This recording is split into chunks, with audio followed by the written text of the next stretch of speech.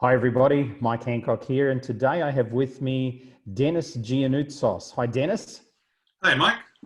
how's it going? Denis is the CEO of Leading Change Partners, somebody I've known for about 15 years, I think, and somebody who's worked all over the world at a very, very high level in corporate and with CEOs across the planet, leading the coaching team at one stage at Hewlett Packard globally, and still has a little bit to do with that company, I think. And Denis, it's great to have you here to actually get some insights on the way leadership is changing. So, I mean, you've got a great brand because coronavirus leadership is definitely changing. Everybody needs Denis at the moment who's in a business. So let's start with a little bit of background on Denis Gianoutsos.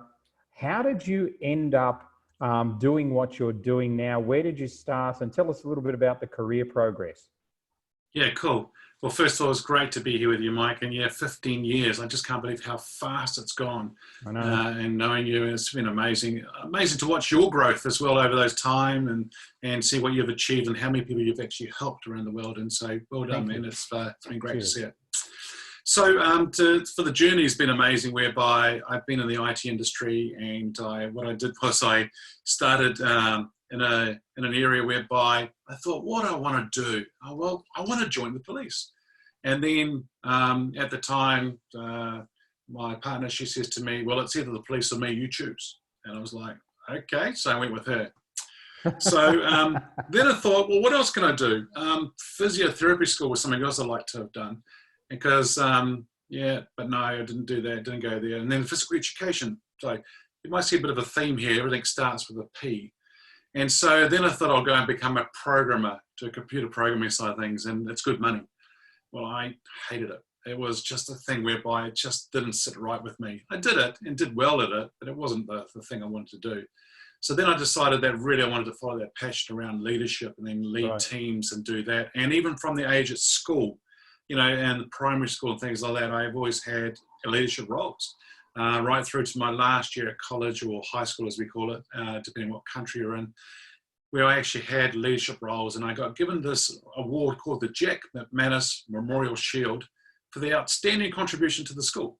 So I had 7 different officers within the school there, and didn't pass my exams, but boy, did I contribute to that organization. And what's really funny is that 30 years later, my nephew won that same award 2 months ago at the college. And he got it and took it home. And then his mother saw my name on it and went, whoa. So it was brilliant just to see that happen. That's beautiful.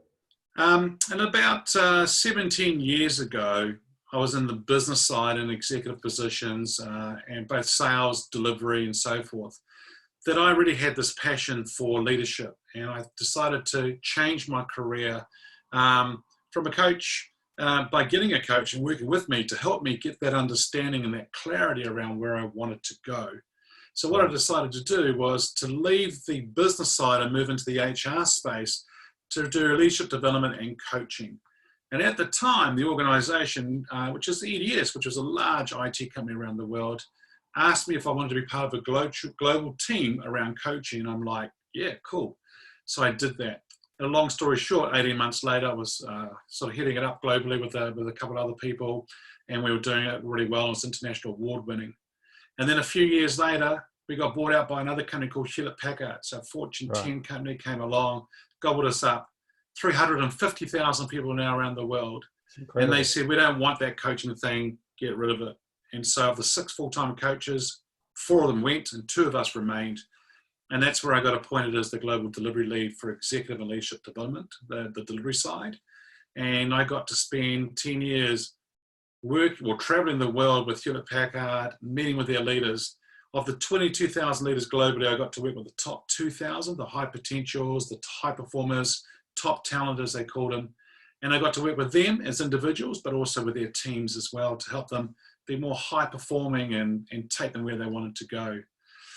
And about 8 years ago, Mike, as you know, my voice started to change big time. And so people were like, what's going on here, right? And what we found is that I had a tumor on my left vocal cord. my tool wasn't a hammer or a laptop or a forklift. It's the voice. And so it was like either two things are going to happen. My life's over or my career's over. And so about 3 years ago, I actually had the tumor removed. And the good thing was it came back as being benign. And as a result of that, I sort of thought I'd been given a second chance in life. And so for a lot of leaders, it's about finding your leadership voice. And so I went through that journey around my leadership voice and the actual voice itself. And really amazing to see that how the brain worked to help recover. And so that vocal cord, which something I found out too, Mike, is that our vocal cords close 160 times per second, which really? Wow. is amazing.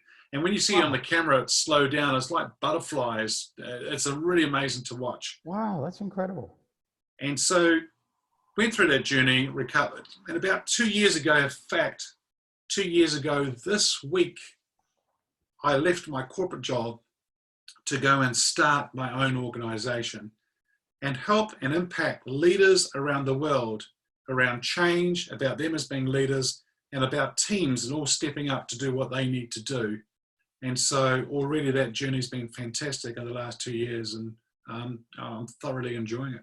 Yeah, you are. And I mean, you do such a great job. Dennis, leadership is changing, and it's definitely changed with the global lockdown that's happened around coronavirus. And, you know, for many people, they're coming to the end of that lockdown now in most countries, and they're moving forward. Business is going to change. What are you experiencing, and what's the finger on the pulse that Deniss has with leaders? What are some of the issues that are going on? What are people feeling in the top executive positions of the world at the moment? Yeah, I think it's what they were feeling before, but it's been emphasized even more now because of what's happening. The big thing here, I think, is a lot of leaders are overwhelmed. They're lonely. They don't know who to talk to. They don't want to go to their peers because then they look like they're weak. They don't want to go to their boss because that's where the conversation of benefits are associated with. They can't go to their team, so where do they go? And so they're feeling overwhelmed. They go home stressed, and even if they're now working at home, they're stressed at home. Some of the leaders, what I'm finding is that they're getting up early, they're on conference calls, working at home, and then they look up, it's 2 o'clock, they haven't even had lunch yet. Then they look up again, and it's 8 o'clock at night, and they're still going. And they're finding that the transition of going to the work and coming home from work is pretty hard for them at the moment. And what I'm finding here, Mike, is a lot of these leaders are a little bit worried, because if they don't stay relevant today, what they're worried about is being left behind. And so what we're finding here is that leaders are needing to work on themselves as leaders. In fact, I had one the other day saying to me, you know what, maybe I'm just going to sit back a bit, let this all happen, let it, sort of go through what it needs to go through, and then I'll get back into things. And I went, no. And he went, what? I went, no, because your leadership is needed now more than ever. You need to step up now, and you need to get on with it now. And he went, whoa, good message. And so I'm finding it's not just that person, but it's lots of leaders right now. They need to step up. They need to lead the change. They need to lead from the front to show people, show their teams, show their board, show their customers, their stakeholders, and have them all understand that they're in charge and they've got confidence to be able to go ahead and go forward. And if they can show that presence, that confidence to be able to do that, then everyone else is going to follow them. But if they sit there and be in what I call pity city and feel sorry for themselves and things like that, that's not what we need right now. Well, I know a few of these leaders are probably reaching out to you. So you're in the beautiful area that your calendar's probably filling up a little bit more than most people, because where do you turn to if you can't go to your board, you can't go to your peers, you can't go to the people who work for you?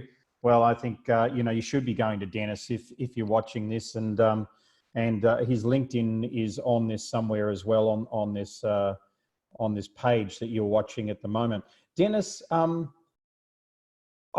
I hear that, and it shocks me in many respects, because I was one of those corporate leaders at one stage, and I was the person who was in the office at 7 o'clock in the morning, and I was the person who left the office at 7 o'clock at night. So So I can only imagine what they're going through now. What do you think some of the great leaders that you're experiencing at the moment are doing? What's the top 1 or 2 things, 3 things that they're doing at the moment to ensure business sustainability, things are moving forward? I mean, I heard from a senior marketing person the other day that their business is nearly gone because people are cutting back their marketing. I'm thinking, are you kidding me? This is the time where you need to be communicating with people. So what are the top 1, 2, or 3 things that you're seeing the great leaders doing at the moment? I think one thing is that they're asking some really good questions. Asking the questions, good quality questions of themselves, and asking quality questions of others. And so by asking those questions, they're getting the answers that they need to get, or they're getting people to think about things. Because people are a bit like deer in the headlights of a car, right? They're just stunned and they're not sure what to do. So if we can ask the right questions and challenge people's thinking, that's number 1. Number 2, it's that old saying whereby the mask drops down in front of you, put your mask on first before you help anyone else. And right now, that's probably the most important thing we can do right now. Going out for walks, exercising. And then another big thing too, Mike, is this: drinking lots of water. And I just think that it's really important that people are drinking water to help stay hydrated because of that. And part of that around the health side of things is the mindfulness, as people are calling it. But I'm just saying to people, hey, breathe. Remember to breathe, because a lot of people aren't. And so they're in that fight-flight mode, and they're forgetting to breathe. And you and I will watch rugby teams, sporting teams, and all that around the world, probably not so much at the moment, but we're seeing sporting teams whereby when another team scores against them, what is the team doing? And you're finding that they're getting into a huddle. And so this is what a lot of leaders should be doing right now, is getting into huddles with their teams. And so they get into a huddle and they're taking 2 big belly breaths, right? So from the belly up, and they're breathing in to do what? It's actually helping them slow down and get calm. Because when we get that oxygen to the brain, they as leaders will be able to make better decisions. And so you'll see a lot of sporting team whereby a team will score against another team and then score another one and then score another one.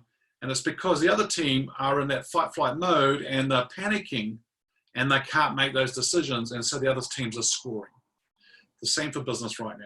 If our leaders are breathing and looking after themselves, they're going to be able to take control. So Dennis, I love this because I'm going to paraphrase it for our audience. So folks, we have Denis Gianoutsos here, who's probably one of the top coaches at executive level in the world. And his strategy, and I want you to hear this, for you successfully building a sustainable team and business throughout the crisis that's going on in your business at the moment, is to drink water, to breathe, to do some exercise, and to be more still overall and be more conscious of your health. Denis, I'm so glad that you didn't, give me a framework of 27 points of action from a Microsoft chart or something like that people had to do, because, I know the non-conscious people out there that are doing the work that you do will be coming up with the 7 solutions to, coronavirus for your business type of thing. And it's going to be all sorts of rubbish. But you have just spoken the truest truth for people. And I think those people that are leading any sort of business on this, just listen to those words and take them to heart from Denis. I think it's fantastic. Let's look, Denis, at coming out the other side of a crisis, because coronavirus is just one crisis. It's a massive one. It's global. It's lockdown for most countries. And because of that, things have ground to a halt. But, we have all sorts of crises. I mean, you're based in New Zealand. There's earthquakes. Countries have, terrorist attacks. There's all sorts of stuff that goes on everywhere. Fires, floods, tsunamis that happen. As a leader coming out of a crisis, what are 1, 2, or 3, again, strategies? And if they're the same ones, that's great. But what are 1, 2, or 3 strategies that you would suggest a leader does to connect with their team, to get their team feeling positive and get their team working productively again and coherently. Yeah, very good. I think that's a big thing now about what happens after what's happening right now and where people are going. So I think the first thing is we can't control what's happening right now. That's out of our hands. But what we can control is two things. Our attitude, in other words, the way we're reacting to things. And number two, where we're going next. Yep. And so the going next is the piece about what's going to happen next. And so a lot of it for people right now is they're panicking or they're not sure. That's the unknown, it's the ambiguity. And for them, a lot of them, it's going to be very hard. So I think here is discipline is going to be one of the big things for each individual leader. Being disciplined and knowing what they need to do, doing the things that they need to do, because we will just, by being busy people, we replace stuff with other stuff. But is it getting the things that we're replacing it with or doing today, is that going to get myself and my organization going forward somewhere? And that's the thing, the discipline is going to help us do that. Number two would be networking the heck that you can. I think most leaders are not very good at networking, Mike. I think they're very good at networking in their little bubble. And when I say their bubble, their organization and things like that. But are they networking in the industry today? Are they networking with people and going out and reaching out to them on LinkedIn right now? You know, that online to be able to bring things offline when it actually needs to happen. Are they reaching out to people within the industry to see how they're going and what help they might need? And then the next piece I would say, when you're talking about the teams, their own teams, first of all, if they're right, they can go and talk to their teams, get together on a regular basis, communication. So today, because we're online, it's high tech, high technology. But there's always been a saying, with high technology comes high touch. And so what that means is that if we're using the online and the high technology a lot, we need to be communicating more with people. And if we can communicate, that's great. And so one of the areas that in a book that I'm pulling together right now is, you know, a lot of us can communicate and we can do that, but it's actually the connecting with everybody and helping them and working with people is going to be really important. So have regular huddles, get together on a regular basis, how things are going for people, and then help them understand where they might need to go by giving them direction. But I would say what you do today, how you treat people today, how you treat yourself, and what you do today is going to set you up for success going forward. That's the key.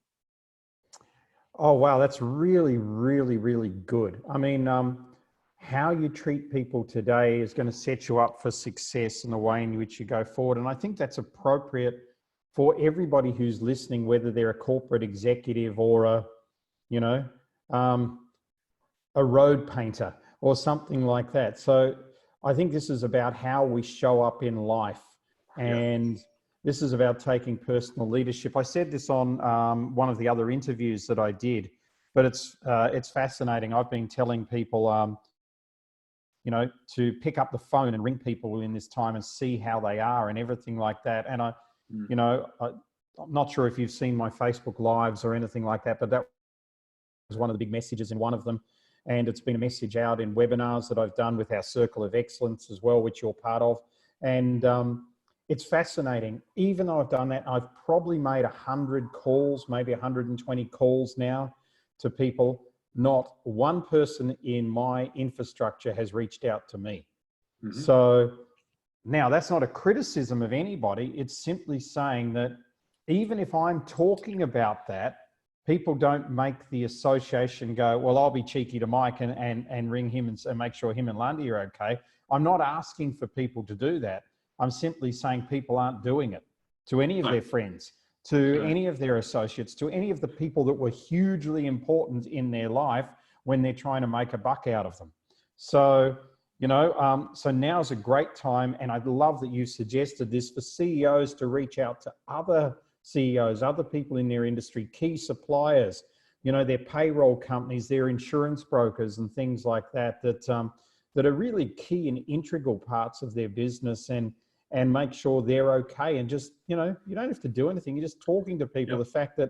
The fact that we're talking today and just get this touch point that we've got now, makes me get off there and I go, oh, Dennis and Mary are okay, So that's great. It makes me feel better knowing that you're okay. Yeah, that's great. And I think it's important for people. So let's, what shifts, what changes in industry do you feel are going to be more long-term coming out of this? What do you think are going to be some of the long-term things that are going to happen because of this global crisis that we're going through at the moment that leaders need to be aware of? Yeah, well, one I'll be asking is, hey, how's your business continuity plan coming along? Because I tell you right now, there's a lot of organizations that sort of have one. A lot of them have poked it with a stick to see if it will work and not really paid a lot of attention. So how are they going to ensure going forward that they have a sustainable business? Because look how easy and how things have changed so quickly. So going forward, what industry are you in? What market are you in? And is it sustainable? Then do I have the right organization to meet that? And then do I have the right leadership team to enable that to happen? So I think that's what needs to be looked at. Number two, online. I mean, a lot of companies have talked about people working online and this whole future of the workforce thing that we've been hearing about and how it's going to change. Well, it's here. It's happening. I do, though, think, Mike, there will be some companies who will go back to the old ways to see how they can work and what will happen. For a lot of people, they don't know what's going to happen next, and that's where they're struggling. But then the other thing is, I'm sure there's going to be a lot of companies who will take advantage of this to see what they need to do to change as an organization going forward. But it's going to be the exact same thing that happened to the Kodaks and other companies. If they don't change now and move with the way forward and with their leadership teams as well, so the business that they're in, that the models that they have to do as a business, the organization structure they've got, and then also the leadership team, if they don't do that, they're going to get left behind. You know, Kodak, Xerox, there's a whole range of them that have been left in the dust because of that. And, you know, I think that's great. And it's interesting, and I'd love to get your perspective on this because I've spoken to Stuart Patton, and Stuart is the CEO of the Ace Adventure group of companies. They run schools. And he's been talking on this summit about the future of education and what's happening in the education field. And, you know, really, really great insights. And one of his insights has been that, you know, most schools haven't been set up to go online. They've been going online for years. So they do a lot of schooling online already, and their virtual school is nearly built, that they started building a year ago. So they're in good shape. But his point about doing this is not that. His point is that more and more education is going to go online, meaning that kids are going to be able to sit at home and do their chemistry, their physics, their English, their maths, whatever. However, therefore, schools have a new responsibility. The school's responsibility now is not to get kids to come to the school and then teach kids the same stuff that they can learn by watching the course online.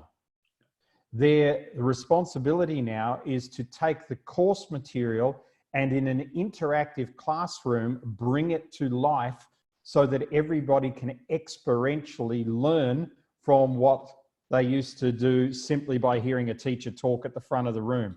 And, you know, he quite frankly says that most teachers in the world aren't capable of doing that at the moment. So there's going to be a lot of change happening in the educational front because kids aren't going to go to school. They're going to say, Mum, Dad, I'm not going to go to school to listen to Mr. Phillips say the exact same thing that he says on his online portal that I've just studied and done all the homework for. Why would I bother? But they are going to go to school and if they do go, they're going to be very disruptive if it turns out like that. So I know I would be. So they're going to go to be edutained and to get experiential in this. And I somehow feel that some of that's going to leak into the corporate world, meaning that, you know, you and I have a pretty good Wi-Fi signal here. It's not dropping out too much, but some employees around the world don't have that luxury. And, you know, they're going to be challenged with Wi-Fi, so they've got a different thing. But others are going to be able to do most of their work, most of their meetings without coming out of their lounge room or their home office or whatever. But therefore, there is going to be, that doesn't mean to say they're not going to need to come to a communal office or a boardroom or this or that for from time to time. What do you see happening in the nature of work going forward from this? Yeah, well, about 2 years ago when I said I actually left the corporate world, I walked around my neighborhood one day during the day, just going out to get some exercise. And I started to count the number of signs outside the houses of businesses. And I was like, oh, this future of the workforce thing must be real. And I stopped counting at 38. And that's just around the block. So it's quite a lot. Hairdressers, accountants, and so forth. And I was like, okay, that might be quite good. I think a lot more of that's going to happen going forward. And then I think from a corporate perspective, it's 3 years ago in Hewlett Packard, what we did is we embarked on taking our face-to-face training in the L&D space as an example. And what we did is we took the training and we started to do bite-sized training, more smaller modules, and then actually 5 to 10 minute micro lessons as well, that people could take their mobile phone and actually quickly look at some training before they went into a meeting they're about to go and see, or go and see a client. So in other words, it was real lifetime. They had certain channels they could go to. They could look on whether it was about a product or whether it was about some sales collateral or how to do some selling. They could watch that before they went into different meetings. So I think what people are going to do now is they're going to look for things to be accessible a lot more and about to be able to do that wherever it is around the world right now. And so I think a leader needs to be looking at how they're showing up face-to-face, but also how they're going to be showing up online, and then how they're going to enable their teams to show up online, and how they're going to develop those teams online and even face-to-face if they can do that as well. Like, I'm just wondering right now, if people own commercial property right now, how many offices and all businesses and that are going to stay within a commercial property, or are they going to look at having a balance? I talked to an exec yesterday. They're about to go to a new building and take 2 floors. Now they're thinking, maybe we'll just take 1 floor, so then we can actually have some of the workforce working from home, and then others, and then we have hot desks, then people coming in and out, and then we'll take from there. So they're going to have a saving as well based on that. So it'll be interesting to see where it goes. Yeah, I was talking to one of our clients the other day, whom I think you know from Western Australia. She's huge in the university space. So universities are her clients, and she was telling me that a major university in Australia has $800 million that they were going to expand their campus by. They're now put that on hold, and they're looking to use that money to expand online. So they're not going to not spend $800 million. They're going to spend that online. So I think there's a lot happening in the space of, universities, businesses, and, people's homes going to change. So this is giving everything from building companies, architects, and things like that. I mean, you're in your home office now. I guarantee you it probably wasn't, when the house was built, purpose-built as a home office. No. Yeah, and we were at a cafe the other day. We were at a cafe a couple of weeks ago, and I said to Mary, look at that. And it's not just about what's about to happen, but people were walking down the street. They'd just been to their high-tech store, and they bought themselves these big screens because they know they have to set up offices at home. And so here they are walking down, one for her, one for him, and they're walking down the street to their car, and they were going home to set up their home office. And so the whole technology space and organizations like that will do well. So there's going to be some businesses that will come down, but others that will go up. And so I think there's going to be a bit of a shift. But then let's see what happens going forward, in the sense of, I think it comes down to mindset, and how do we take a shift of leadership and mindset of where they are today and where they need to go to going forward. How do they take their team on that journey and help their mindset shift, but also how we do business today and going to be doing business tomorrow. How does that mindset shift as well? It's fascinating. Yeah, I know. And that's one of the big things you work with. And I'm not surprised. I spoke with Senator Brian Nieves yesterday on the call, and pretty much his whole message was about mindset for leadership and everything starting there. And he gave some really fantastic tips about, the way in which people are fooling their mind, or trying to fool their mind, and it's not going to work at the moment. And I loved that. Denis, in bringing this thing to a natural conclusion, and I know, again, people can connect with you on LinkedIn, and listening to the message earlier, I'd suggest that if you are a leader, a corporate leader at the moment, and you're really struggling, that you drop Denis a note on his LinkedIn and you know, grab some time with him and definitely have a chat about some of the issues you're facing. Yeah, as I said, he's one of the most experienced people in the world at doing this with very, very high profile leaders. So, and then looking at maybe working with him on an ongoing basis to get your business sustainable as it comes out of this natural crisis. But Denis, in bringing this to a close, is there anything final that you would suggest that on the basis of this talk we've had today, on the basis of this call, leaders should do to really set themselves up to capitalize? I'll use that word, capitalize on their competitors, capitalize on the global situation at the moment. Yeah, I would say that one word, wake up. Well, it's two words, isn't it, really? Wake up and understand what's happening. Pull your head out of the sand and really look around what's going on. Because, yes, so actually here, Mike, what I want to say is to people, stop watching the news. A lot of them are watching the news all the time and they're getting wound up into this whole what's going on. Yes, it is going on and it's okay, and you need to know and be aware of what's going on, but you don't need to sit there all day watching the news, because they just keep repeating the same thing. But if they keep repeating it and you're listening to it, of course it's going to affect you.